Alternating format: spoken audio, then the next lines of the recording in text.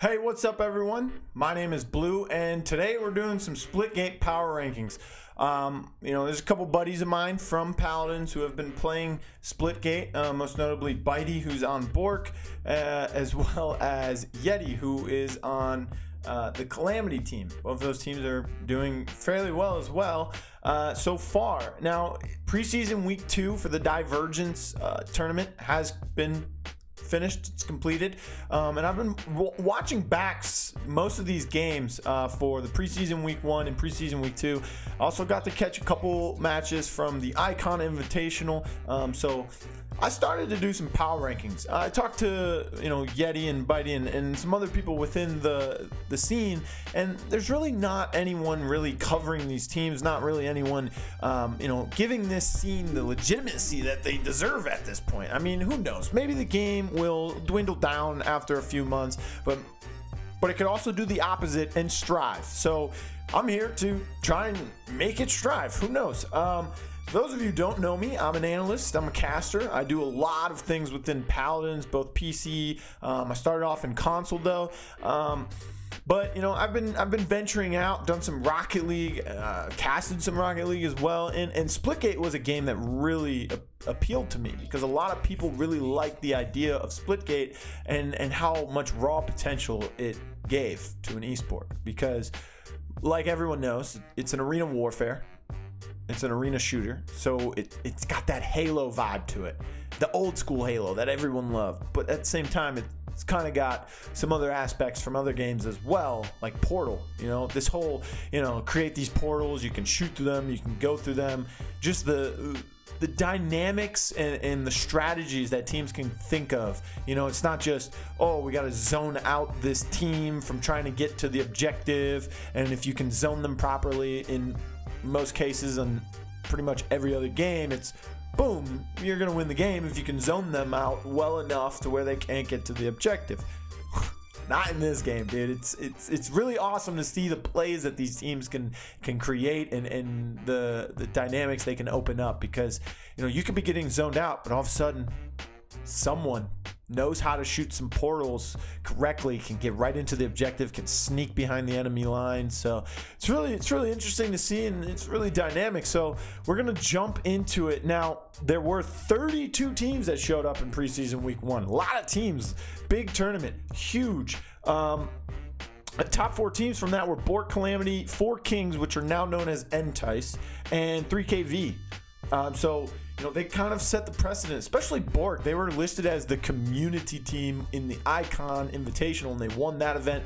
So not much competition in there, but still, that's on their resume. That's in their belt. So whatever it may be. And then you have preseason week 2, where I think a lot less teams showed up, only 13 teams, and some of those teams were not even really good teams to begin with if you look back. So it was interesting to see. So we're gonna jump into it. I've got some power rankings here, judged by what I've seen, how I feel about these teams, how they've played, things like that. So starting off, we're only gonna do 8 teams. It was really hard to do 8 teams. I was originally gonna do 10. I do have 8 teams for the power rankings. I have 2 that I listed them as just missed, and we'll go over why. So number 8 is Cavemen. I think this team does have some talent behind them. I just don't think that they're super up to par right now. They have Antonio ACS, the Griffin TV, and those 2 players kind of are the core of this team. They played for them in preseason week 1. They also played for them in preseason week 2. And then you have Akuvo, who is listed as a sub for them in week 1. He steps into that starting rotation in week 2. They do a little bit better, but not as well as they could have done, especially with less teams. Now, less teams, there is, tighter competition amongst them, but even so, Cavemen really didn't show up like they should have. But they brought in Nermacy as their 4th, and he replaced, they had 2 players that were replaced. Akuvo stepped in for what eventually was Wet Doorknob, and Adam McAdams was replaced by Normacy. So didn't see much of Normacy except for the week 2 matchups he was in. But Antonio's ACS and the Griffin TV kind of carrying this squad at the moment. Cavemen, they look okay. They didn't do so hot let's see here. Cavemen, they finished 6th in the first week, and they went 5-3, so they were able to find 5 wins. The reason why I have them at number 8, and we're gonna jump right into the number 7 here because it kind of goes with it. Number 7 is Lynx, and here's why. Lynx and Cavemen, in my opinion, are even. They're about even, about the same skill level team-wise right now. Lynx, I think, is a better team, but we just haven't been able to see them. I think their players are a little bit better. I think they've done a little bit better individually play-wise as well. You got Avery the Furry, you got Kevin Ngoso, Super Kovacs. Now, Avery the Furry and Super Kovacs pretty much carry this team. They came in with them in week 2, and they were able to bring in Adam and Snow to replace the other 2 players in week 2 as well. So, a lot of teams, it's very early in this esport, this scene, this competitive scene. So a lot of roster changes are going to happen for a lot of teams. Those who can find success will eventually start to meld together, get some chemistry. But I think the big reason why Lynx is above Cavemen is because Cavemen did better in week 1 than Lynx did, and that was mainly because Cavemen went up against some no-name teams. They went up against some teams that didn't show up in week 2. They went up against some probably were just thrown together teams trying to make some cash. So not much competition Cavemen had for the teams that they did end up beating. And when they went up against the good teams, or the teams that have made it the furthest in the bracket so far, they were unable to take maps off of, and they were pretty much just wiped. And Lynx the same, but at the same time, they didn't get any of those matches where they got to go up against easy teams. They're going up against Entice, they're going up against Bork, Calamity, teams of that caliber so early on in the bracket. I think one of the bracket's first round they went up against, I think, Calamity or Bork. So they're having a tough time. But I think right now they have their core 2 players right now have better individual efforts against those better teams than Cavemen's 2 core players do at this moment against the same team. So right now I'm going to give the number 7 spot to Lynx. This, of course, could flip-flop. Both of these could drop out. Who knows? It all depends on how well they do or how bad they do. And it also depends on if more teams sign up. So, who knows? At number 6 is 3KV. 3KV was really strong early on in the scene for this game, but they started to fall off a little bit. They've got a good lineup in Bejesus, Man Bear Pig, Evo, Jello, and they didn't play in week 2, which was interesting. I did some digging, talked to some players. One of the players, I forget exactly who it was. I think it was Bejesus. Can't recall. Correct me if I'm wrong. He's moving, or they're moving. So 3KV was unable to play. They didn't want to play with a sub. Maybe they couldn't find a sub. Maybe they don't feel comfortable playing with a sub. So I still think they're a top contender. I still think they're a top 6 team, top 8, honestly. So I'm going to slot them in at number 6. I still think they're good. I watched a few of their matches that were available, and they have some core potential. I really like their TDM, even though, that's probably a little easier for most teams than it is the domination. But 3KV looking pretty strong. Slotted them in at number 6. At number 5 is Entice.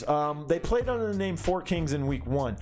But this roster they have is looking pretty nasty at this moment. Astral, Excite, Jack, Macro Style. They have a sub in Frozen NQ as well. The first week, they did have Jack and Excite, but they replaced Loxtox and Debaku with Astral and Macro Style. I think that fits them better. They had a very good week 1, but week 2 they showed up a little stronger, and they were able to do better against these better teams as well. Eventually they did fall to Athena, I think it was, who went on to the finals. But Entice looking really strong. I think Astral and Macro Style fit the type of play style that Jack and Excite want to portray. This fast action, hit these teleports a little bit faster. So Entice at number 5, doing really well so far. At number 4 is Calamity. Now, if this was before week 2, they would have been placed a little bit higher. But they kind of fell off in week 2. Remember, they qualified for the final bracket in week 1 when they lost to Bork in the finals. But they're trying to play again, trying to make some moolah, trying to make some green. Same with Entice, whatever it may be. But they kind of fell off, Athena was stronger than them. Like a Techies was stronger than them. Calamity had to go through the losers bracket again. Eventually, they couldn't make it out of it. If I recall, Athena beat them in the finals of the losers finals. So, they've got some tough competition ahead of them. Bork was better than them. Now you got 2 other teams that are better than them because you lost to a team that lost in the finals. So, you're number 4 right now, I think. But to their credit, Renru, Ninja, Yeti, and Nulty is their main lineup. They had to use Snorkel Boy in week 1 as a sub for a couple matches, I heard. And then in week 2, Nulty was unable to play, so they had to play with a guy named Bren. So they still had Renru, Ninja, and Yeti, but a little bit of chemistry off. Remember, this is 4v4, so even if one person's missing, you're missing part of your game, your strategy, your play style, your dynamic. Everything's going to change because of that one person. Not saying anything bad about Bren, just saying the team chemistry was a little off because, you're subbing for someone. So who knows?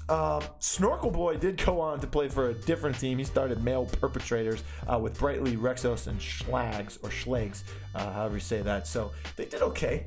Didn't really make it too far. Again, only 13 teams, so it's not that hard to make it that far. But Calamity, I think if they can play with their full lineup in a full tournament, I think they can give these top teams a good run for their money. At number 3 is Athena. Athena was playing pretty nice. They didn't play in week 1 that I know of. They did play in week 2. They have Chunkman, K-Jules, Numb, and Chasen. Chasen was on a different team in week 1. Can't really recall what it was, I think. It's somewhere on my roster sheets, but right now, drawing a blank. Can't find it as fast as I want. But, he's a pretty solid player from what I've seen. Chunkman, though. Chunkman and K-Jules are really what I want to talk about here. That duo for Athena was providing a lot of pressure towards their opponent. Eventually they fell to Like a Techies, but Like a Techies looking really good. Speaking of Like a Techies, they're at number 2 in the power rankings. They finished strong. They didn't play in week 1. They show up in week 2, and they just dominate all the way through the winners bracket, and they, man, did a lot of work. They got Bus Driver, Xron, Raza Plaza, and Is Ruben. Zoro 7 is their sub as well, but Bus Driver, dude, a lot of people were hyping this guy up in the chat. I didn't watch this live. I was actually casting a 2v2 Rocket League tournament at the time, but I did catch the VOD, and I'm reading all this Twitch chat as it goes. Thank God it wasn't live. I could just scroll through it and read whatever I want. And this guy Bus Driver was getting hyped up, and then I watched him play, and I'm like, wow, okay, Bus Driver's the real deal, man. Like, he can play this game at what it seems like a top level currently. So we'll see how well Techies does later in the final bracket if they can go up against Bork. I'd like to see how well they can do against Bork. Speaking of Bork, they're at number 1. They did win the Icon Invitational. They did win week 1 of the preseason. A lot more teams, a lot more games for them to potentially lose. So that's why they're number 1 above Techies at the moment. But they're pretty much undefeated. They haven't been beaten. Bork, undefeated. No one can touch them right now. They're number 1, so of course they're going to be number 1. Now, little disclosure. I don't know if that's actually Bork's logo. That's actually... So, Bitey's on Bork. Bitey started the whole Bork movement. He's been playing Paladins for like 2 or 3 years. And he started a team called Bork this year, and that was their logo. So, I just used that. Not sure if that's their logo, but shout out to Bitey, my good friend. We've casted Paladins together as well. And, my buddy Yeti's on Calamity. So, they know I don't put my personal biases into this. I do this with pure analytic mindset, and that's pretty much the short version of me breaking down these teams. But there's your top 8 teams according to me. But then again, who am I, right? And the 2 teams that just missed, by the way, told you it was really hard to do 10, but 2 teams that just missed the power rankings were Hivemind Echelon and Impact. Impact and Hivemind both didn't play in week 2. I thought that was a little, crappy of them. Hivemind did finish 7th, or they tied for 7th with Halo Kids in week 1, so they did pretty well.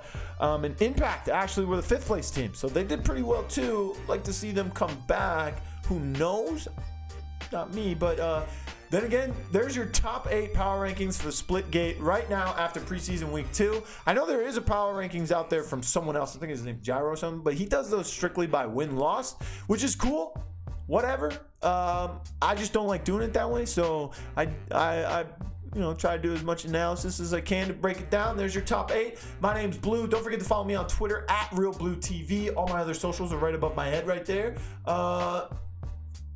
Like the video if you did. You can dislike if you didn't. I guess that's fine. That's part of whatever. But you got any questions or concerns, drop them in the comments below. I'll be sure to check them out, answer them. And preseason week 3 is coming up shortly for Divergence. So I'm looking forward to seeing that too. Besides Bork and Techies, everyone else is able to play again. So hopefully we'll get more teams to sign up and we get some tighter competition. Let's go.